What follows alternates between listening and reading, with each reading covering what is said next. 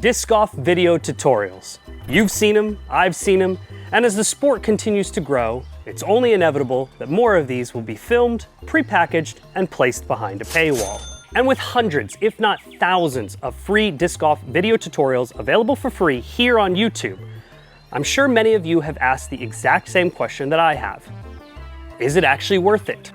And I think I'm a pretty perfect candidate to help answer that question. You see, I've been competing as an amateur disc golfer for a little over 3 years now. And in that time period, I've seen little to no improvement despite hundreds of rounds, fieldwork, form changes, you name it. Although I may not look it anymore, I do have the body of a former 11-time All-American athlete.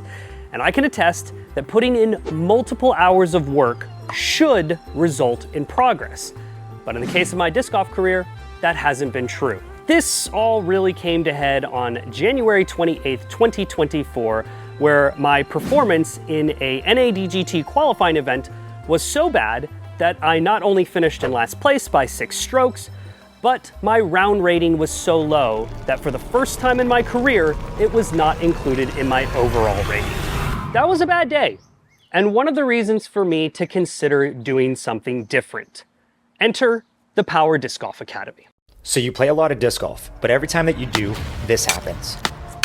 It's time to change that. I'll be honest, I may have picked this one because it features 2 of my favorite professional players. But outside of that, this course certainly offers a lot of promises, not to mention some of the insane feedback ranging anywhere from "these videos are better than I expected," all the way to "I started improving after only 1 week." So needless to say, my expectations are pretty high going into this. Now, in order for me to give this an honest and fair review, I'll have to do more than just skim over a few lessons and call it a day. That's why for the next 30 days, I'm going to be diving deep into the Power Disc Golf Academy. I'm setting 3 goals that I want to focus on during this time. Putting confidence, where I will probably spend the majority of my time, backhand technique, and injury prevention. That last one is because I am getting a little older. Let's see what the PDGA has in store for me. Wait, is that why they call it that?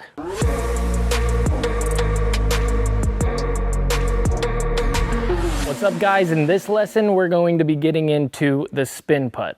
All right, so I just finished my first putting lesson with Yuli. I like to think of myself as a spin putter. There were definitely some differences how he approached it versus how I've been doing it. I know for myself, I definitely coil the wrist in. A lot of people think that with a spin putt, you need to really use your wrist.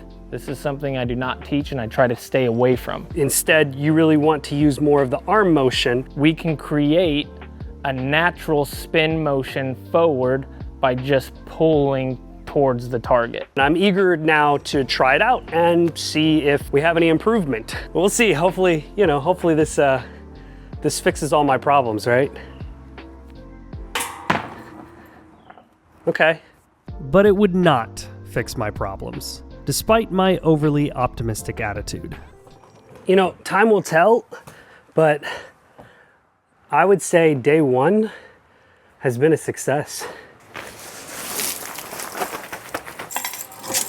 It rained pretty hard last night. Everything's gonna be wet and less fun to do, but we gotta keep getting better. Welcome to the step putt section of the lessons. So one of the major benefits that a step putt can bring to your game is adding some power into the actual putt. And this is the powerful position right here. This is where I'm coiled up and kind of ready to spring forward and get that extra power. And when you get in this coiled position, I'm tight and I'm kind of springed up and ready to explode forward and extend my left leg and the disc at the same time, the disc towards the basket. Step putt's a very aggressive putt, which can really make it easier to make a putt, but it can also make it easier to 3-putt if you end up missing the basket and find OB or find a roll away.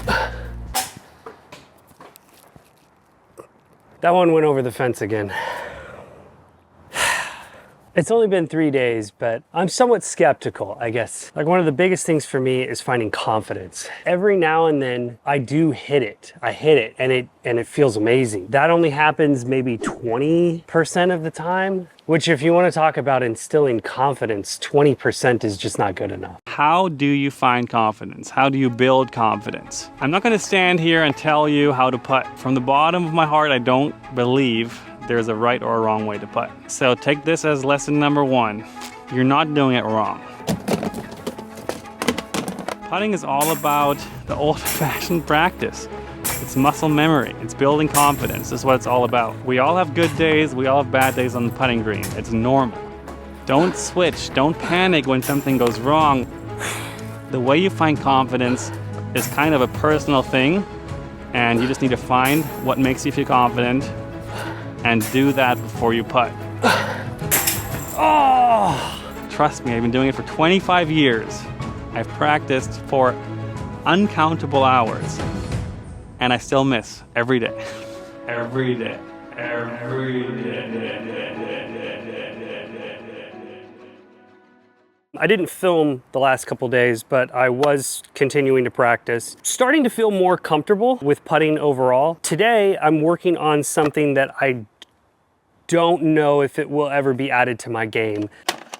This statement right here, might be the biggest oversight of my disc golf career.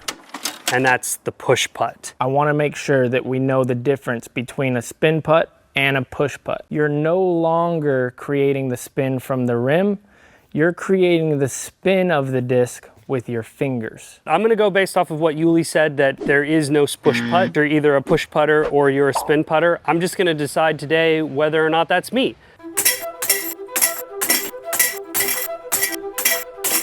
Oh my gosh, am I a push putter? Am I a push putter?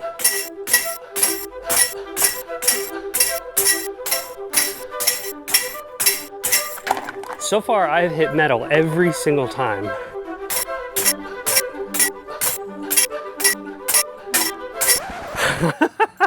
I am genuinely confused. And I was genuinely confused. So the next day, I headed out to my local course to try my new putting form in the wild.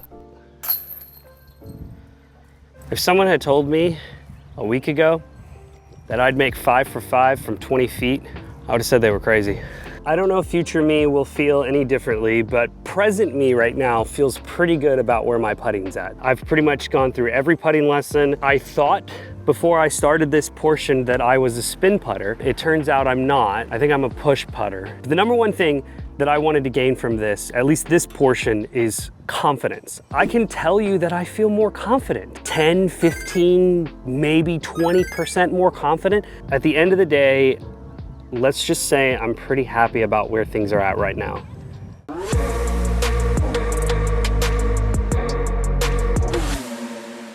My dog's about to poop in the background again. I'm so glad I got that on film.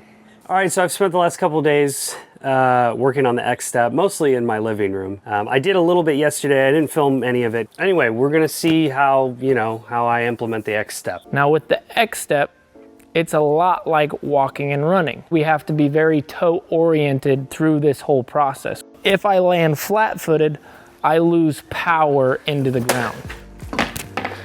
Okay, that one felt good.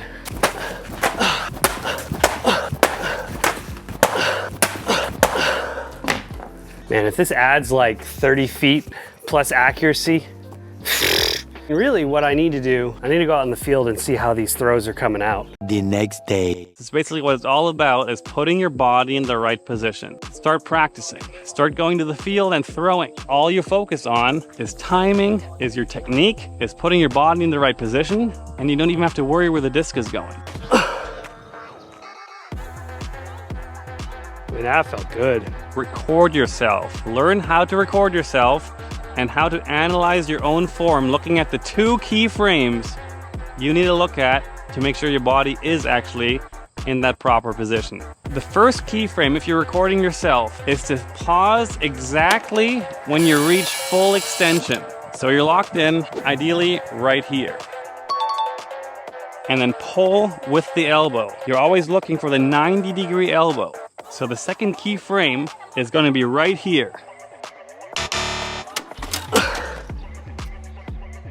I personally believe that every single person has an effortless 400 feet in them.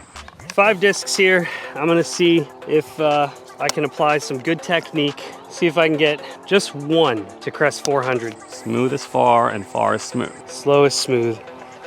Smooth as far. Get that reach back. Get it low. 3, 2, 1. Slow is smooth, and smooth is far. That might be it. Slow is smooth, smooth is far. Slow is smooth, smooth is far. Smoothies? I want a smoothies. Smoothies far. Dang it. That is 375. We didn't quite get the distance that I wanted to, but those are some pretty consistently good shots. You know, to be honest, distance isn't actually one of the things that I wanted to do, so I'm pretty happy right now. At this point, I was more than halfway through the month, and I could definitely feel a difference in my game. What?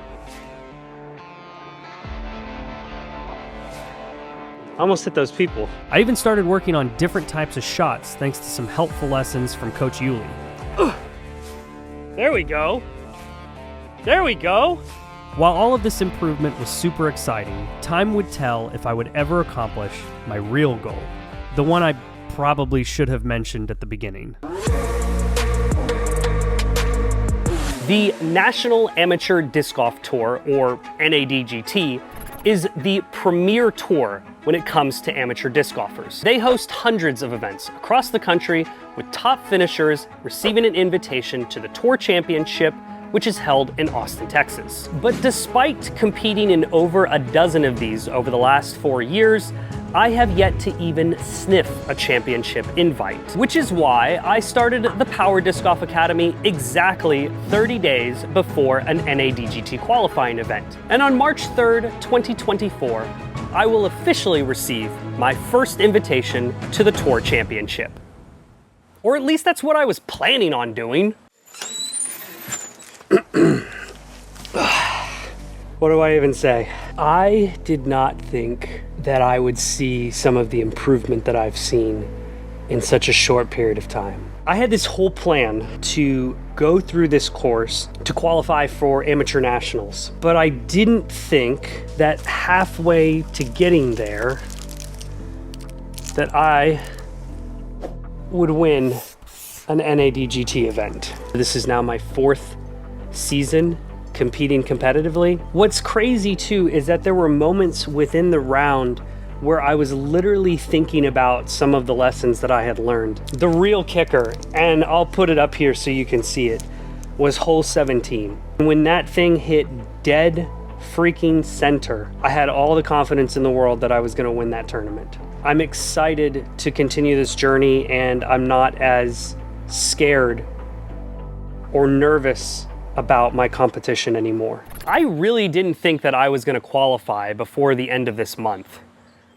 And now that that plan is out the window, what the heck am I gonna do now?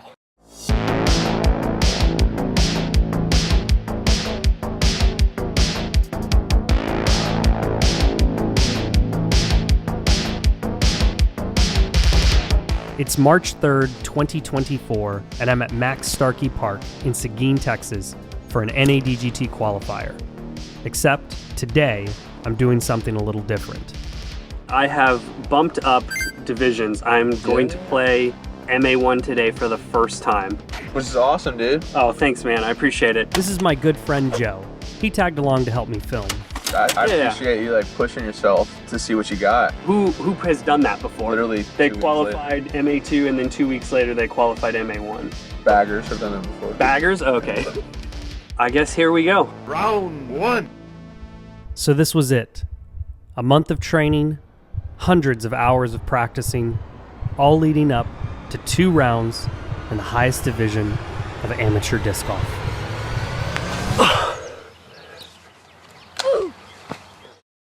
Yeah, not a great start. Overall, I think the best way to assess my performance in round 1 is to say that I was extremely nervous. Oh boy. I was missing the same types of shots and putts that I was making just 2 weeks prior. It really started to feel like any form adjustment that I had made over the last month went straight out the window. What am I doing? And after a mediocre 859 rated round, I found myself sitting in last place. That was about as worse as it could have been. No, I don't know about as worse as... You were under par. I am currently in last place though. I can say with 100% certainty that it was all just nerves. It's kind of like the snowball effect happened. Like you took 2 bogeys early. It's pretty much impossible for me to get an invite, so that's probably not going to happen if I'm being realistic. But I have nothing to lose. You have nothing to lose. Round 2. Oh, get up. Round 2 started out with a lot of the same. The epitome of overthinking and underperforming. And just when I was starting to get something going, this happened. Oh, jeez. Hurt my leg, dude. I hurt my leg right here. I definitely felt some sort of strain, but I didn't think too much about it until my tee shot on the very next hole. Dude. You alright? It was about this moment that I remembered I had a third goal. All right, so just a quick update. 3 or 4 holes ago, I'm pretty sure I really stretched out or pulled my hammy. I did a little more than pull a hammy, and if you have a weak stomach, this is your warning to look away. I don't think I've ever had an injury in disc golf, so we're done throwing forehands today. Despite only being able to throw backhands, I actually put together a string of decent holes to finish out an 881 rated round. And while I did end up finishing my first MA1 tournament in last place, I certainly learned a lot in the process. I know this video is probably already way too long, so let's just jump into my final thoughts. The Power Disc Golf Academy is a well-made and extremely professional training course. All of the coaches speak clearly and articulate their thoughts and lessons well. And there is a plethora of information and lessons with even more planned to be added in the future. If there is anything to criticize, I would say that the overall course lacks some structure and consistency. While the lessons are laid out in somewhat of an organized fashion, in reality, there is no course curriculum and you can jump from lesson to lesson. And I did encounter a few instances where one coach's instruction would contradict with another coach. While not a true criticism, my assumption is that there wasn't a holistic plan from the very beginning and each coach filmed their respective pieces at different times. If anything, this actually adds to my already established belief that there are some variations to be found in different people's disc golf form. It's been a few months now, and I can definitively say that I owe a lot of my improvement since then to the Power Disc Golf Academy. When I started this journey back in February, I was seriously considering dropping out of competitive disc golf altogether. In truth, the lessons in this course helped me find the enjoyment in competition again, and that is truly invaluable. So in conclusion, is the Power Disc Golf Academy actually worth it? For me, you bet.